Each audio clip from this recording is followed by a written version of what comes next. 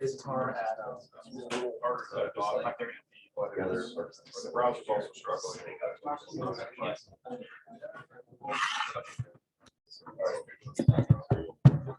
Ready? Are you busy tomorrow at 5:30? Not sure. Okay. What's up?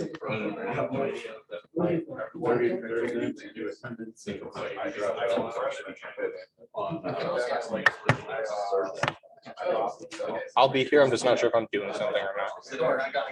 Okay.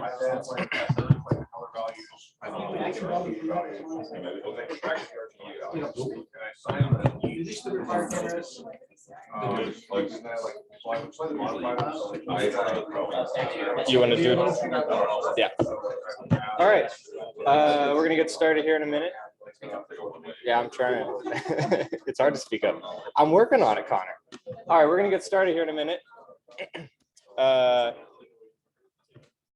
Welcome to the our last technical discussion for the semester, Introduction to Serial Protocols.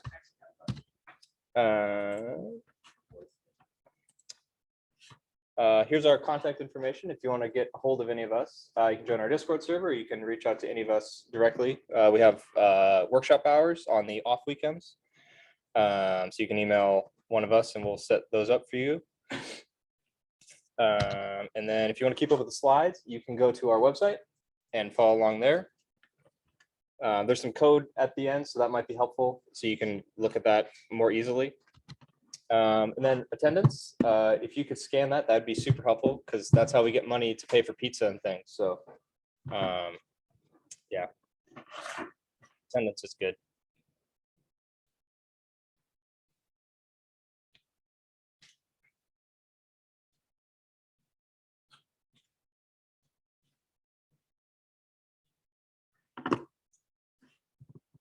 Everybody got that who wants to scan it?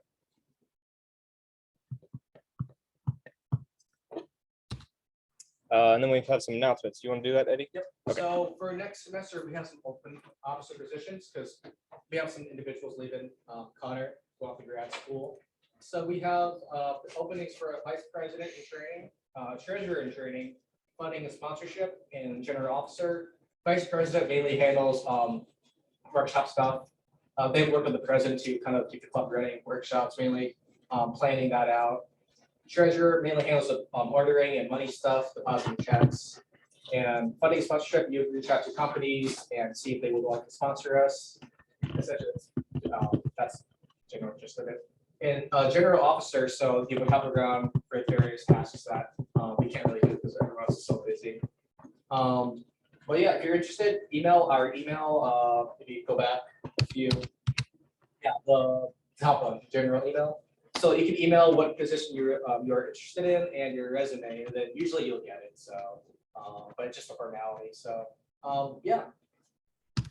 And really quick for the next workshop. So we're planning like a showcase. So you can bring in various projects you've been working on over the semester, or just a school project, and kind of show it off. And after that concludes, we still have time to do a little game night also. So that's what we have covered in the future. Okay. So today's workshop is on serial protocols. So those might not be super familiar because I don't think they talk about them in classes here much. Basically, they're kind of the backbone of how devices talk to each other for the most part. There's different kinds. So general like digital communication protocols, there's serial and parallel.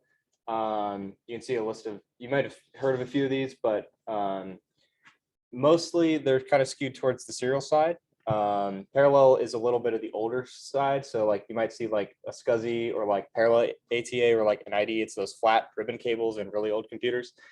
Yeah. What is the difference between serial and parallel? Oh, that's a good question. So serial is everything is kind of, if you think about it, it's in a line. I don't think I put a graphic in here. I should have done that. Everything follows like a linear path. And parallel, multiple things can happen at once. Can I annotate? I mean, teacher on the chalkboard. Oh, yeah. So serial protocol, you might have like a device and then it just talks, all the data has to go over this one singular line. If you have a parallel protocol, you have, multiple different, 5, 10, 20 different individual lines, and these can all transmit data at the same time. Whereas this one is limited to, you could also have like duplex communication. This one can talk at the same time that this one's talking. If this wants to talk to this, it has to wait till this one's done talking to this one, and they have to communicate.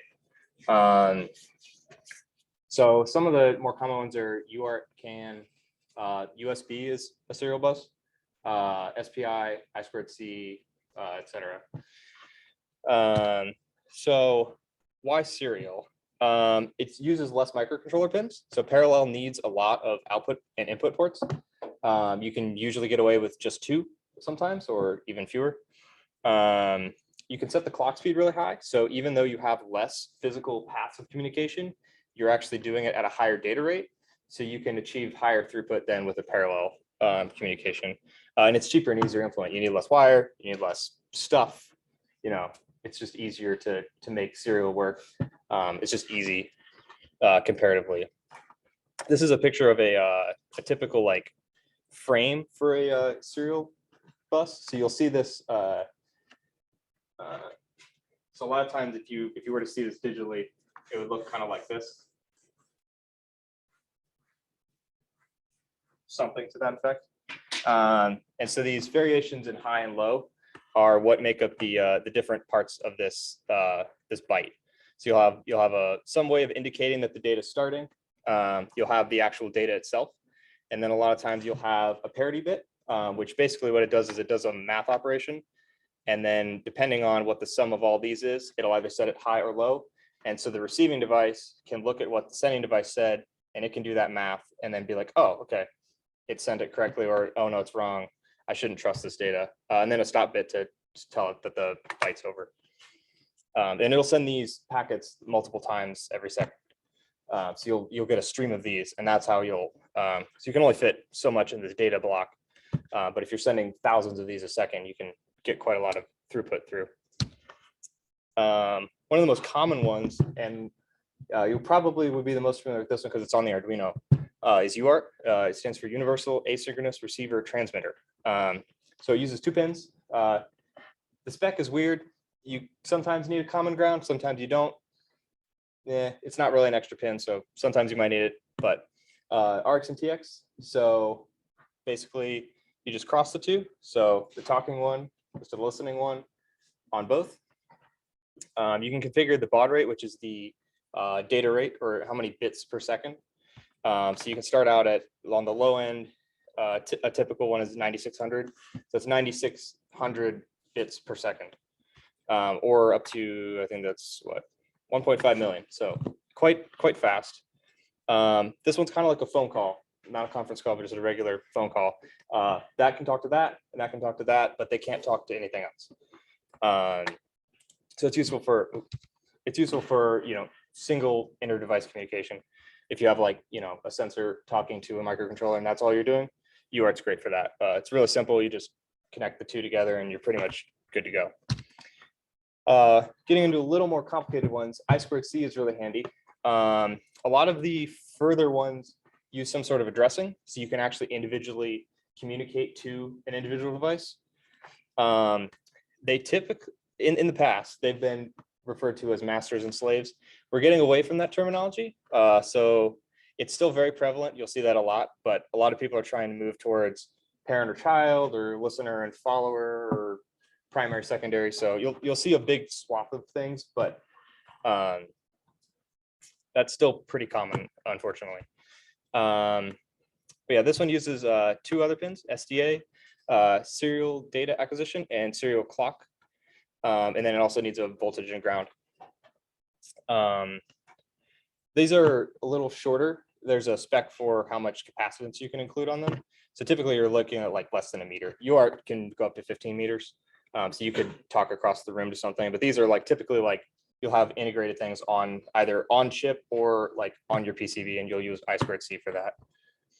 But it's nice because you can have multiple devices. So you can have your micro talk to 25 different sensors at once, and it can address all of them individually, compared to just the one back and forth kind of communication. SPI is kind of like I2C. This is what the NeoPixels use, or the WS8143 or whatever LEDs. It's basically very similar to I2C in that it's got an addressable system where the primary device can talk to all the listeners.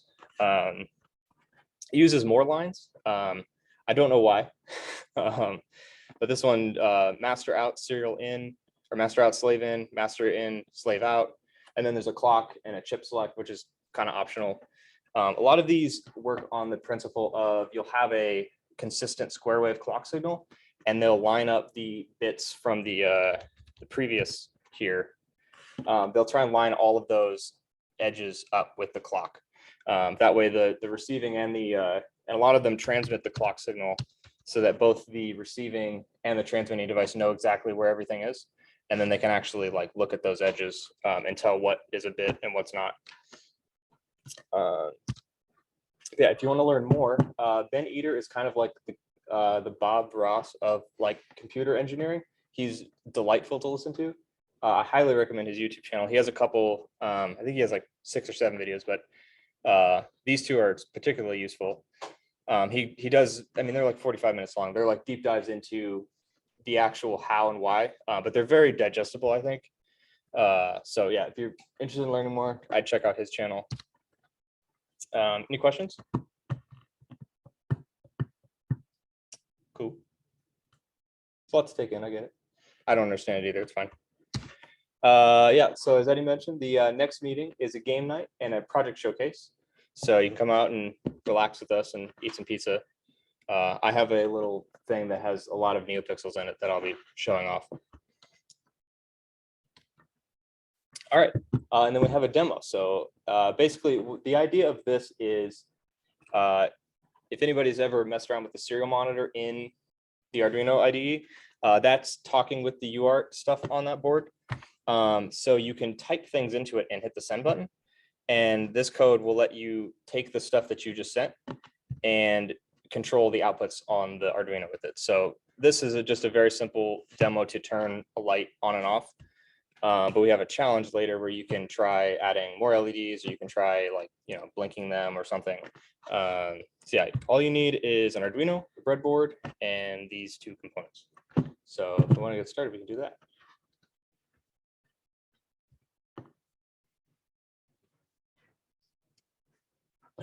It might, yeah, yep. I didn't think about that. I did not sleep last night. So.